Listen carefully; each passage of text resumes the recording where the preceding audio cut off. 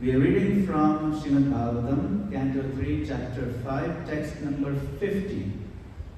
So yesterday we covered text number 49. Today we do text number 50.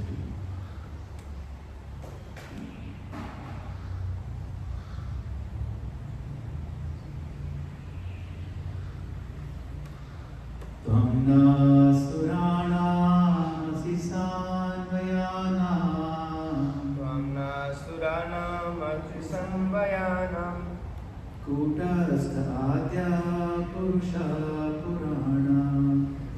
Sadyam Purusha Puranam Tvam Deva Shakyam Gunakarmayonav Tvam Deva Shakyam Gunakarmayonav Retas Vajayam Kavyadadeja Etastvajaya Kavimadadeja Tamna Suranam Asisanvayanam Tamna Suranam Asisanvayanam Kutastha Adya Purusha Puranam Kutastha Adya Purusha Puranam Tam Deva Shakyam Gunakarmayonav Tvam Deva Shakyam Gunakarmayonav Retas Vajayam Kavyadadeja Etastvajayam Kavimadadeja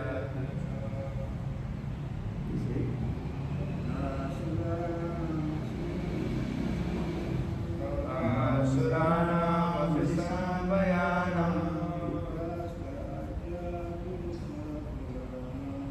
Kutastha Purusha Puranam Tameva Shakyam Gunakarmayonav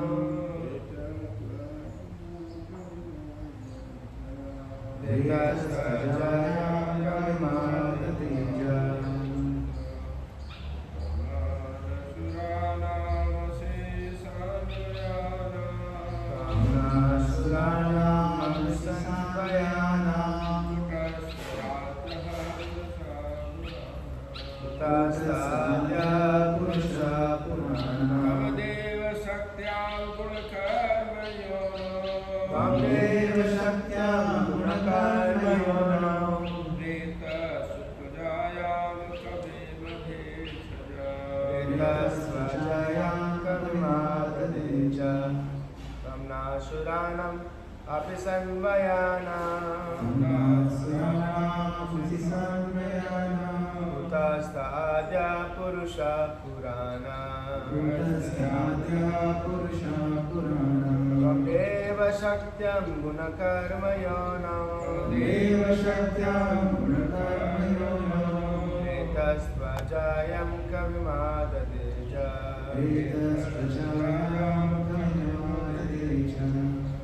Translation and purport by His Divine Grace A.C. Bhaktivedanta Swami Srila Prabhupada Ki Jai. So this is the demigods continuing the prayers to the Supreme Lord. You are the original personal founder of all the demigods and the orders of different gradations. Yet you are the oldest and are unchanged. O Lord, you have no source or superior. You have impregnated the external energy with the semen of the total living entities, yet you are unborn.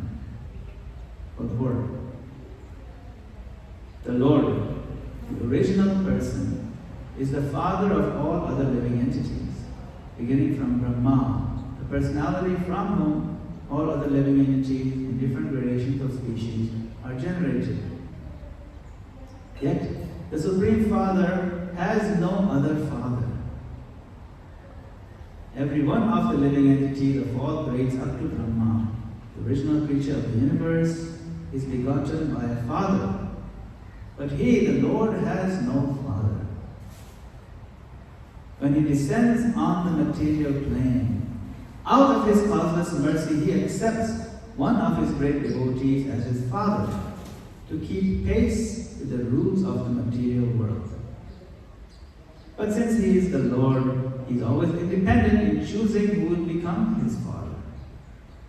For example, the Lord came out of a pillar in his incarnation as Nrsimhadev.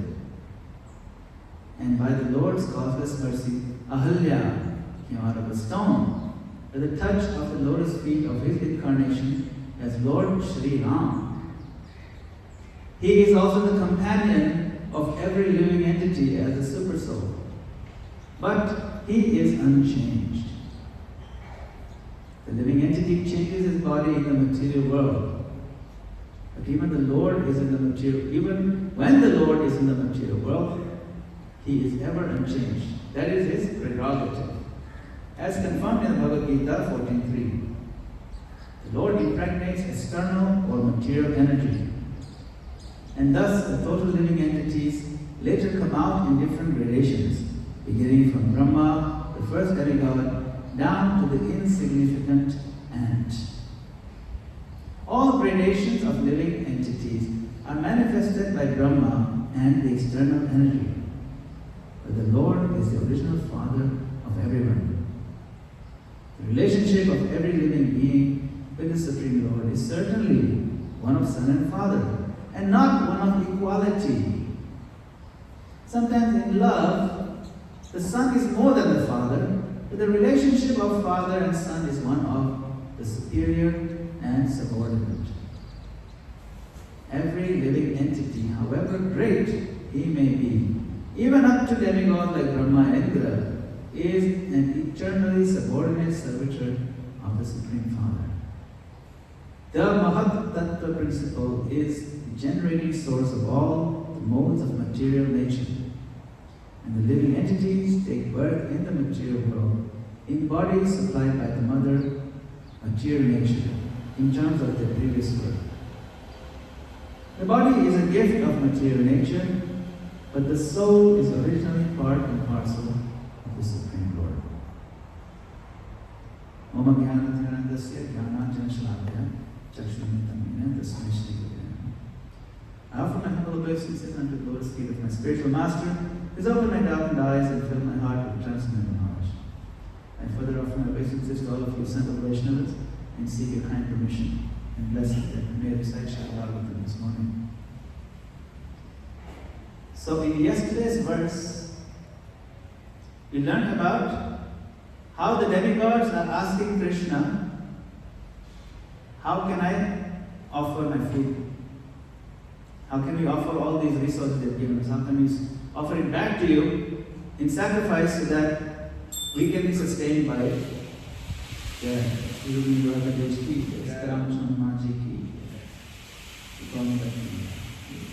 How can we not only sustain ourselves, but also offer to you, and this way also express our love for you? Now here, the demigods are continuing their prayers, and they're saying, Tvam na suranam. You are among us, all of us demigods, you are the founder. You are the creator of all of us demigods. And you also create all the different gradations of orders. So in the purport, Srila Prabhupada explains how the gradation of life started with Brahma all the way down to the very simple ant. And everything in between. There's so many different varieties of life. And Krishna, you are the source of that. Even though you are the source of that, and in this world we see everything has a source. The ant has a father, the fly has a father. I have a father. If I stretch my ability to research who is my father's father, who is his father, we take it all the way to the nth degree, to the final. All of us have the same forefather, that is Krishna. There's only one source where the list comes to an end. The list has to come to an end. There is one supremely independent source. That's what they're explaining here. You have no father. You have no source or superior. Asama urdhva. There's nobody equal to you. There's nobody greater than you. And when this universe is created and is populated meaning the souls are now given a location in the material universe. You know, like how everybody moves into a town. Sometimes like when you move into college, when the colleges start, all the college kids come at the same weekend and they move in big buses. Everybody has to move in. The big buildings are empty, and then college kids come in, and then all of a sudden in one weekend everybody is filled up. So similarly, this universe first is created like a big building, and then everybody moves in at the same time. Krishna glances, with a glance he moves in. So it is similar to impregnation when the baby is created. And so their the analogy given is that the living entities are known as Kavim, all the living entities, and Reta. So the Reta is the seminal, the semen of the Lord, but it's just an analogy, of course. Now, that impregnation takes place by the glance of the Lord. Angati yasya sakalendriya vritti pashyanti panti kalyanti chiram charanti. So the Lord, His impregnation takes place by glancing. And so in His glance, the ray appears, and from that ray, all the living entities are impregnated into the material existence, into the material universe. All the living entities that need to be here. Now, everything about the Lord is personal or personified. So the glance of the Lord, what they say here, right? Vedas Tvach Ajayam Kavim Adadeja. Kavim refers to all the totality of living entities. When they impregnated through the glance of the Lord, the glance is a person. It's a very powerful person, is almost at the level of Lord Vishnu. And that personality is Lord Shiva himself. Because the glance turns into a person.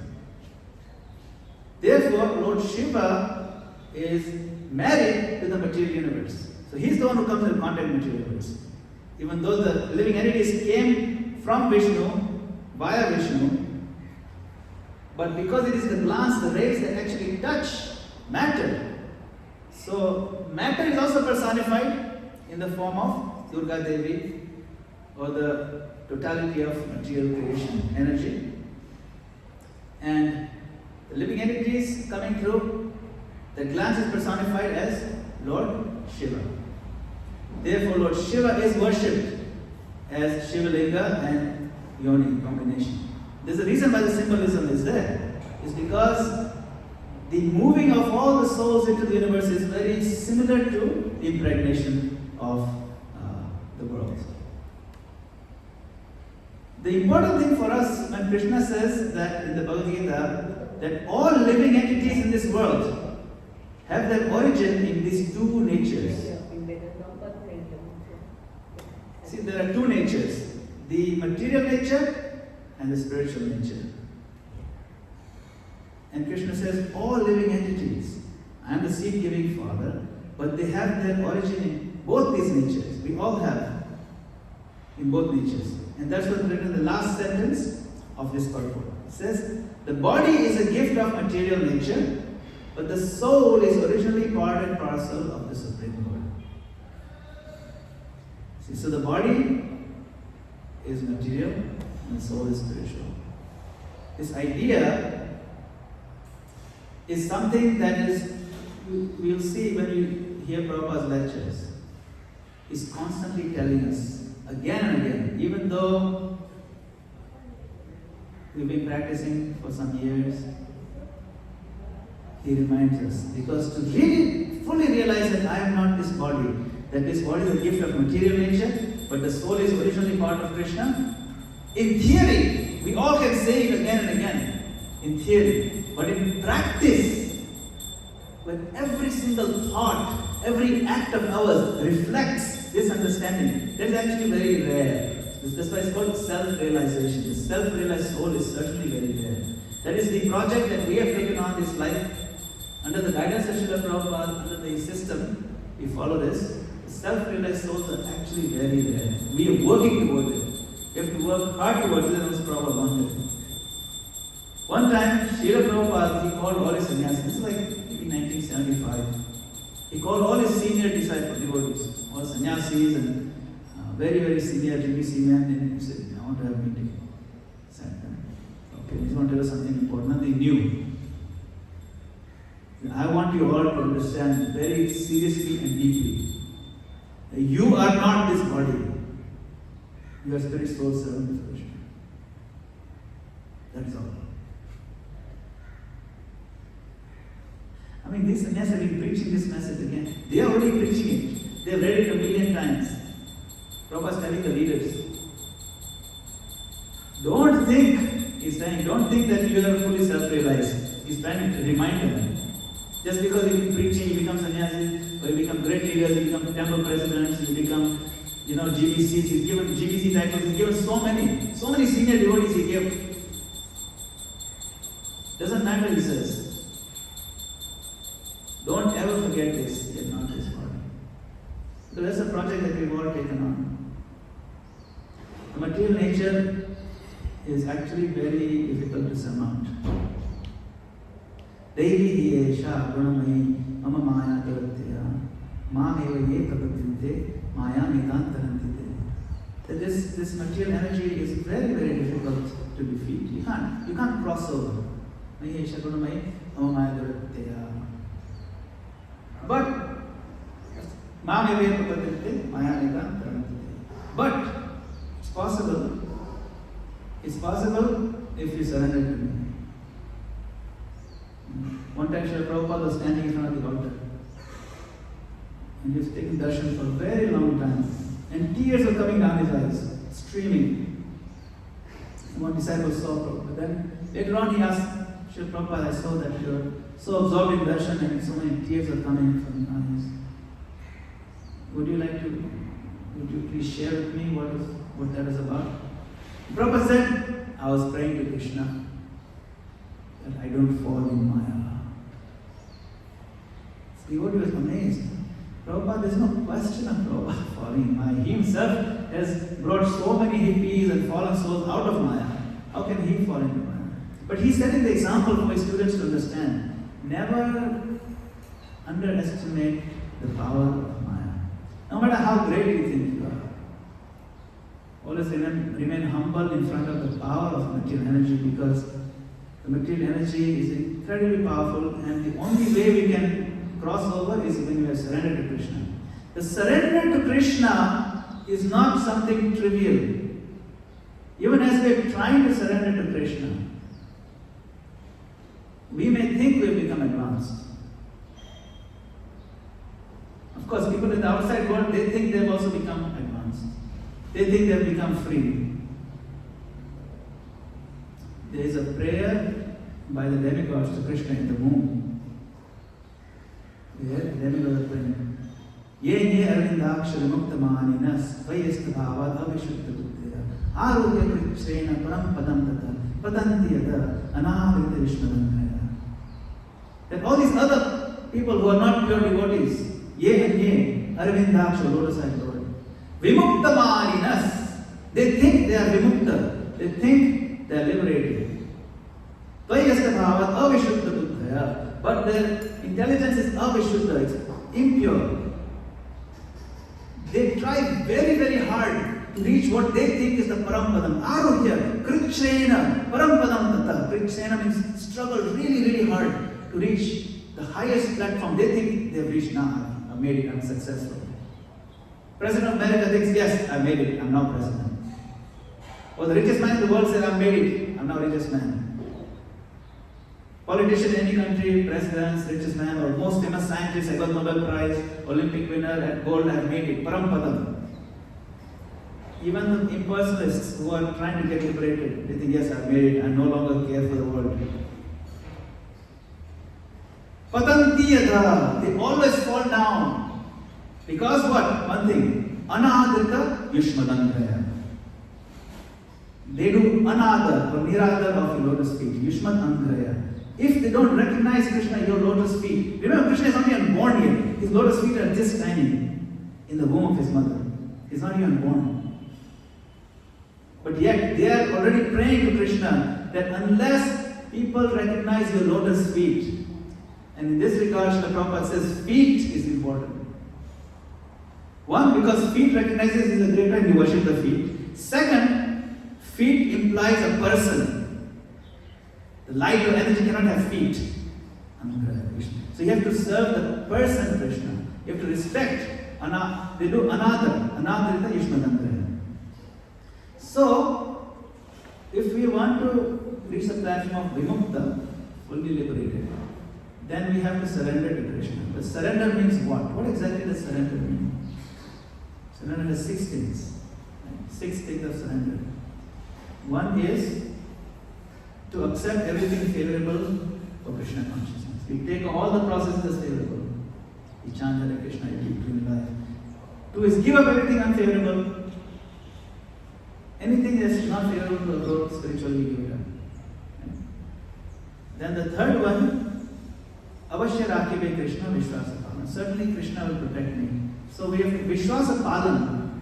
We maintain and nourish that trust that Krishna will certainly take care of me. I don't need to worry about my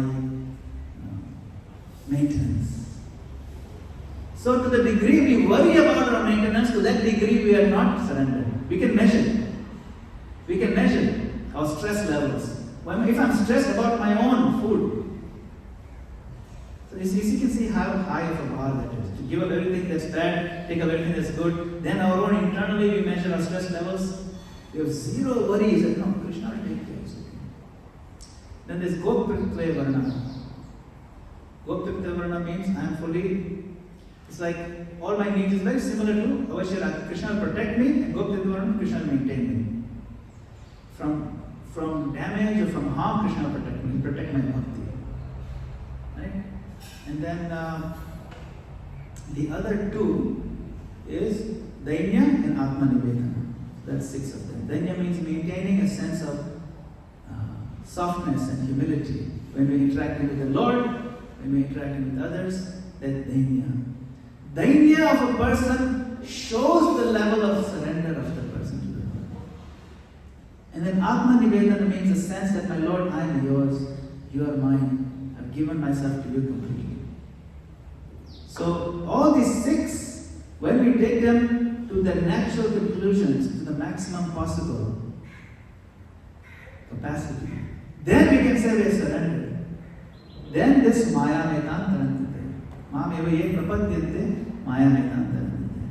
And we do that exclusively towards Krishna, exclusively meaning no other. Ananya. Ananyashchintayantama. That means only Krishna. Mere to Giridhar Gopal, dusro na koi. Only Krishna, exclusively. We don't worship the demigods, we don't worship other people who have nothing to do with Krishna consciousness, we don't worship them. Only Krishna and those who are directly connected to worshiping Krishna, like the Acharya Gana, like the different incarnation of Krishna, or Guru Varga, of course, like that. We worship them because Krishna is essential. So, as the demigods are praying, you can see the philosophy comes out. And the points are being made across that, my Lord, you are the same original person, everything comes from you, yet you are unborn. Srila Prabhupada explains from several different angles how he has given the Lord as no father, still he accepts the great devotee as a father to exchange that loving relationship. Even when Krishna is born in the jail cell, it is very dark. But as he's being born, it's midnight, and the demigods are showering flowers. In that description, it is said that Krishna is born just like the moon is born from the eastern horizon. So the horizon is not the mother of the moon, but it looks like it's the mother of the moon. Similarly, the father of Krishna Maharaj or Vasudeva looks like he is the father, but he's not really. But in one sense he is. So from Rasa he is the father. Mochu manoyo devo sumanam singudanitam manda manda jaladhara jagaju namusakram ishite tamotute dayamane janadhane. Then it says Dishindu eva kushtara. So Mochu manoyo devo, all the devas and munis, they are shouting, oh, Krishna is born in the shower. Sumanam singudanitam, with 20 flowers. And then Krishna, just like that, in that darkness, Jayamane janadhane. Devakyam Devarupinyam, from Devaki, just like the moon rises from the eastern horizon, Krishna is born from Devaki. So you can see the analogy given by Shukadeva Goswami. The Devaki is giving birth to Krishna just like the eastern horizon giving birth to the moon. Same verse, so sweet. So we can know philosophically also what's going on. So this way we can see who Krishna is, we can see who we are, we can see where we are, and we can see where we want to go. And that is the wonderful process Srila Prabhupada has kindly given us. And we have to keep struggling to come out and come to the point of self-realization. I am not this body. Rise above our various connections. attachments, addictions, and become all addicted to serving Krishna and get the real happiness in our lives. There is a message of the Bhagavatam in every verse. Every verse is connected to that one message. That's why the Bhagavatam is so pure, the Bhagavatam is so powerful. There is no verse in Bhagavatam that is off. Every verse is connected to that message. Hare Krishna. Srila Prabhupada ki jai. I have a question. Yes, Prabhupada. You know how you mentioned that Krishna is the original person in the beginning? So I was just thinking, the Jiva is also original at the same time with Krishna. Right? We can't deny that. When Krishna existed, Jiva also existed. So why is it that so much still that affection for Krishna is like it's the last agenda in our life? It's like, even as practicing devotees, the last thing we want to know is about Krishna. Krishna says, "Na teva aham jatunasam, na tvam nimejna vipa, na chaiva na bhavishyama, sarve vandatatam." That's your point. First point is that there's never a time when I did not exist for you. So we are all the same age. Age meaning there's no age. We are all ageless. Krishna is unborn, we are unborn. Krishna is undying, we are undying. He is Adi Ananta, we are also Ananta, endless. We have no beginning. So how is it possible? Even as devotees, we struggle so much. It seems like Krishna is the last on the agenda, like we have to drag ourselves to serve Him. That's a very good question. Very good question. It is a testimony to our level of rebellion against the Lord. When we rebel against the Lord, only a few of us have done it, only a small number. Of course, God is in, but the rebellion of the Lord runs very deep. The original, you can say, you know how the Christians have the concept of original sin. But in our case, the original sin is to very strongly want to enjoy separately from Krishna. And that root is so deep and it takes many, many different flavors. Even though we may come out of, say, the gross sense gratification, the bare minimum, the root is still very deep. That's why yesterday's verse, I quoted is Matirna Krishna Parata Satova. The translation is right here actually. Verses what? So 7:5:30, right? 7:5:30? This one. 31. This one. Matirna Krishna Parata Satova. Vithobi Padyata Grihavatana. Adanta Gophi Vishadanta Misram. Puna Charita Charanana. Isn't that the one? Yes. Yeah. Chewing the chewed. So this verse gives us the clue. What is the clue? Parata Satova. That if my addiction is so deep, maybe sense gratification grows and subtle, then even if somebody else tries to help me, Bharata, or I do all kinds of things to help myself, or there's an intervention and everybody gets together and tries to help me, still I will always be going into the darkness of hell. Why? Because I've not given up the main thing.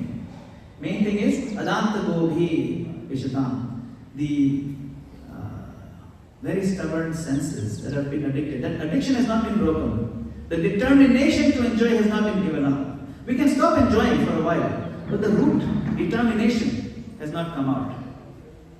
So that is the root problem, and so we have to work on that determination. We may stop, maybe temporarily, sense gratification, we may stop the sinful life. But if the determination, which is the root, I'm still somehow I'm going to enjoy selfishly, then we are stuck in this punah, again and again. Where is that? No, there's a... I think it's that one over there. It's right over here. यहाँ पे है. Wait, that one, this one. Lal wala. You see, because of that uncontrolled senses, persons too addicted to materials like may progress with health condition and repeat chewing the chewed. Yes, that's the one. 7:30. My certain number 30. Yeah, that's 30. That's the one. So 30 is the one. So now, Matir na Krishna is inclination inclinations toward Krishna are never aroused by instruction of others, Bharata, or by your own effort. You think you can do it? I'll do it. No. We cannot become Krishna conscious on our own effort. Even others cannot help. Bharata, Svatova, or a combination of both. With hope, even without the help of others, or with the help of others, or trying our own self-help. And what is the hope? The hope is we have to first work on this control of senses. To work on that first. To work on the addiction. Otherwise, the inclination to Krishna cannot happen. So it has to be a little bit at a time. Yes, a little bit of Krishna, Ado Shraddha, Sadhu Sangha, Bhajan Kriya, that cycle you have to keep doing it. You have to keep strengthening the Shraddha. It's not that now Sadhu Sangha is annoying for Shraddha. Shraddha is a cycle. You have to keep adding more to faith, more faith, more faith, until you get super strong. So that is where the cycle is the virtuous cycle. You have to keep doing, continuing, staying in the association devotees. Especially devotees who are very advanced, we get inspiration from them. We get their blessings, and we keep serving the Lord. And we pray that we can come out of this, our internal connection to Krishna, to our material world, and develop the connection to Krishna. That was the verse over there. It's going in the wrong direction. Number 30. That's the one. See how even by your own effort, or by the instruction of others, or by combination of both, you cannot come out of it. You cannot develop Krishna consciousness. It's not possible. So priority has to come on this sense. Hare Krishna. Let's go. How we can understand about the self-realization and not this body? How we practically we understand it? Yeah. It's a good question. How can we practically understand that I am not this body? It is same problem, same thing. It's the same problem. It's very difficult to understand. But the process is it's like this. When I'm in a dark room, I cannot see anything, cannot understand what's going on. But when I open the room, come out of the door, and step into the sun, then two things happen. I can see the sun, and I can see myself. See? So this is exactly what Prabhupada said in one lecture. You come out of the darkness, you see the sun, and you see yourself. The reason that you can see yourself is because you come in the presence of the sun. Similarly, the reason we can become self-realized, or the way we can see ourselves who we actually are, is come in the presence of Krishna. It is not possible without Krishna.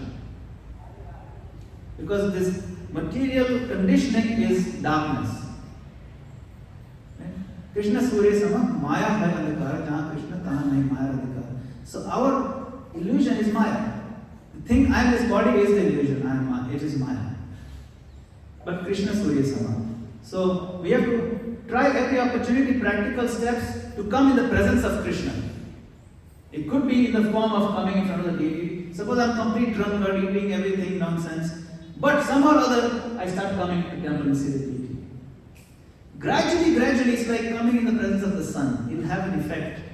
Maybe I'll develop some taste. Then I hear Krishna's name. And maybe I start chanting Hare Krishna.